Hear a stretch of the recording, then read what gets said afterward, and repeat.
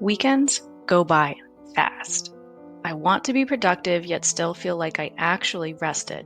So instead of writing a giant to-do list, I use AI to plan my weekends like a co-pilot.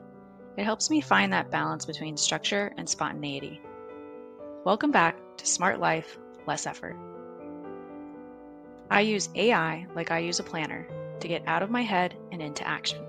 I'm not chasing perfection, I just want less friction. And using AI to plan my weekend helps me focus on what really matters without packing my schedule. I usually start by telling ChatGPT what's on my mind and what kind of weekend I want. Something like, I want to rest, get groceries, clean the kitchen, go for a walk, and still have time to read and recharge. Then I'll ask, can you turn that into a balanced weekend plan that leaves room for flexibility?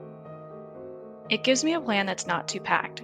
Something like Saturday morning, light cleaning, afternoon grocery trip, evening free. It's enough structure to keep me moving, but not so much that it feels like work. Once I have that base plan, I'll refine it with what's actually happening that weekend. I want to be done with chores by 2 p.m., and we're meeting friends at 6. Leave Sunday open except for meal prep. That helps AI reorganize the weekend around real constraints, so I don't end up with a plan that sounds nice but ignores reality. Some weekends I'm full of energy, but most of the time I'm not. So I'll tell AI how I'm feeling. I'm tired from the week, suggest a weekend plan that helps me recharge. It might suggest short bursts of cleaning, some outdoor time, and a few intentional breaks. When I follow that version, I usually end the weekend feeling like I actually recharged instead of feeling like I need a recovery day.